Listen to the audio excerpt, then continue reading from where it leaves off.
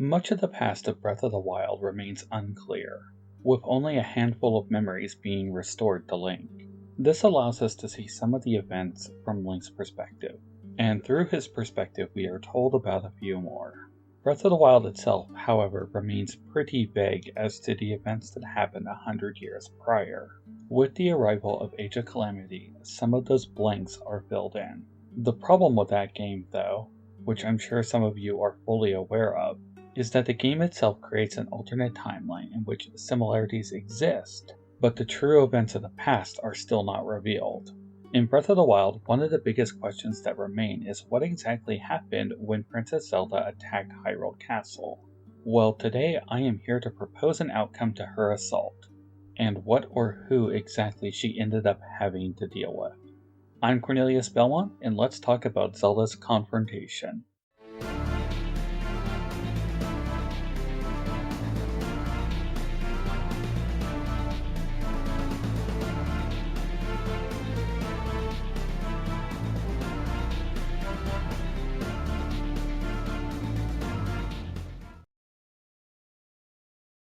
The first big thing we need to discuss when trying to reconcile aspects of Breath of the Wild and Age of Calamity are the battle mechanics that exist in both games, and if the two can truly coexist. Are Link and his fellow champions really able to clear out entire armies on their own?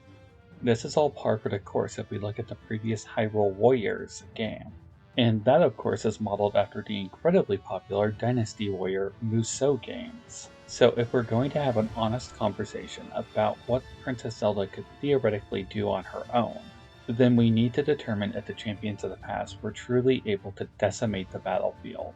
Our best and only real comparison for this is Link, since he is the only one you can play in both games. Sure, there are those bits in the Champion's Ballad where you sort of relive each of the champion's final moments. But at the end of the day, that's more like Link cosplaying as his favorite champion, and not really reflecting on the amazing things we see them do in Age of Calamity. Back to the question at hand, could Princess Zelda realistically assault Hyrule Castle? Given the amount of destruction we see her bring to Hateno Field when her powers awoke, and assuming that she is able to do that type of destruction at will, then it seems likely she could blast her way to the Inner Sanctum without any real problem. If instead her powers function more like we see in Age of Calamity, I similarly believe she would be able to make it there, though it would be a bit more battle-focused.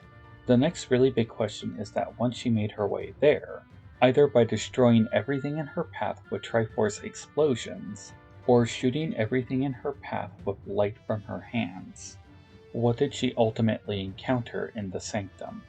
Well, I think that Age of Calamity, without outright saying it, gives us a pretty good outcome. She likely encountered and had a showdown with the villain of Age of Calamity, Astor, the Prophet of Doom. As many of you probably know, Age of Calamity introduced a mysterious new villain to the story, Astor. You may also be aware that there are many aspects of Astor presented in Age of Calamity that simply do not cross over well to Breath of the Wild. The biggest one of which being that he would not have his Harbinger of Doom with him. The Harbinger that we see in Age of Calamity exists solely because of timeline contamination. When Terrako went back in time at the start of the game, Malice from the future came back in time and infected the Terrako of the past. But in Breath of the Wild, no such contamination happened, and so Astor would have been left to act entirely on his own without the foresight of the Harbinger, which means he would have no direct guidance from Ganon himself. So what could Astor have theoretically done on his own? Well, it has been long speculated that Astor himself could be the prophet who predicted the return of the Calamity, and that would have motivated the royal family to excavate the ancient Sheikah tag. It is possible that he has some connection to Ganon himself, though I imagine such a connection would be fueled by primal emotions like hate and rage. Astor demonstrates an interest in Sheikah tech as well, and so it might have actually been him who realized that with the Calamity's arrival, the Guardians could be overwritten. It is even possible that along with the Yiga clan, he is responsible for the death of the Queen. After all, taking out the queen would be the single most devastating blow they could make against the royal family, especially since it would leave the young princess without a teacher, though ideally they would want to take her out as well. The biggest deviation would involve how Astor was resolved 100 years ago. In the past of Breath of the Wild, the champions were not miraculously saved. There was no united assault against the castle, and the greatest weapons ever to grace Hyrule were not focused on assaulting the castle, but instead were rampaging across the land and attacking the people who lived upon it. And so the fate of Astor seen in Age of Calamity is clearly not the same fate that fell him in Breath of the Wild. And that is why I believe that when Zelda made her way to the Inner Sanctum, it is Astor who she ultimately encountered.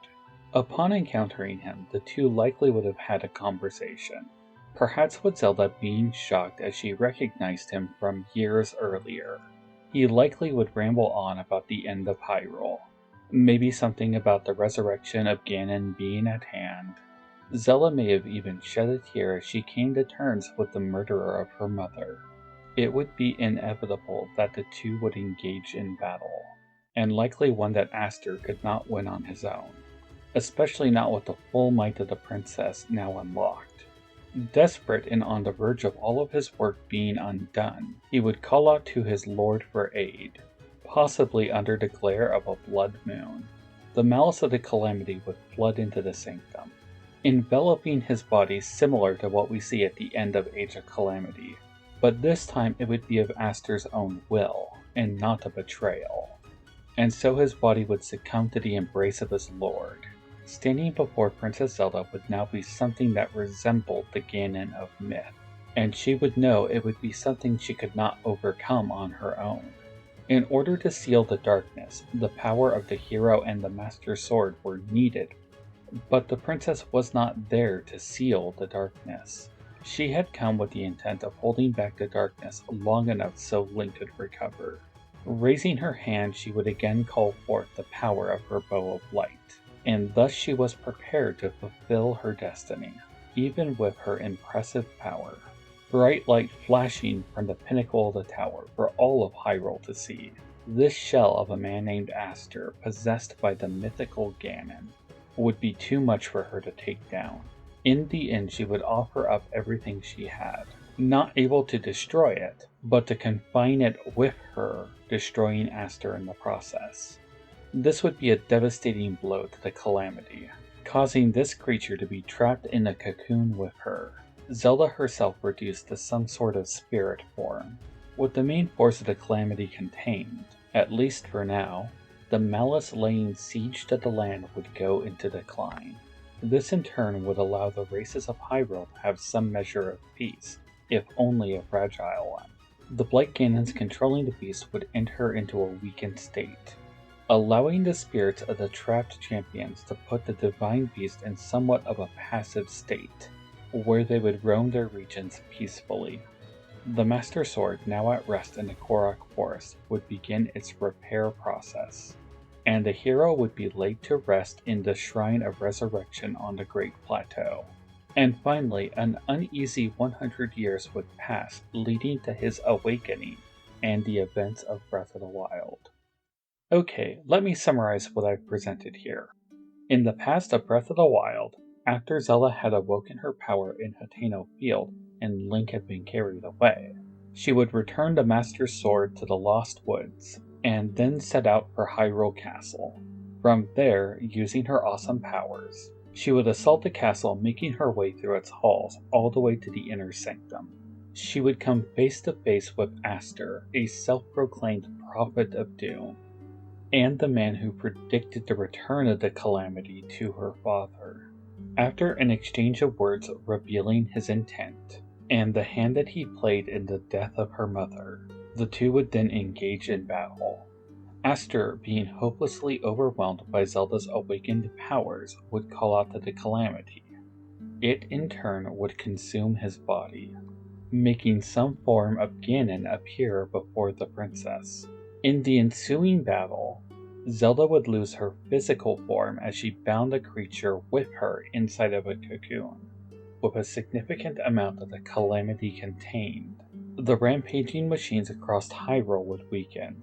The Blight Cannons would weaken inside the Divine Beast, allowing the champion spirits to keep them in a docile state. Things would then remain in this stalemate for 100 years, when finally Link would awaken.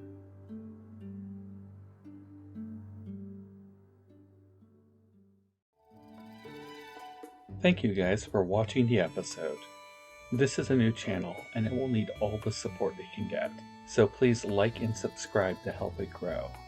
Going forward, my channel may not be focused entirely on Zelda theories, but considering it is one of my favorite franchises, it's likely to get a lot of the spotlight.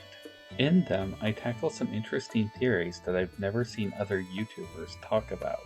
Feel free to leave your comments below regarding the video, and I will make sure to try to answer them. I welcome all feedback, though I request you keep it constructive. Thanks again for watching. This is Cornelius Belmont signing off.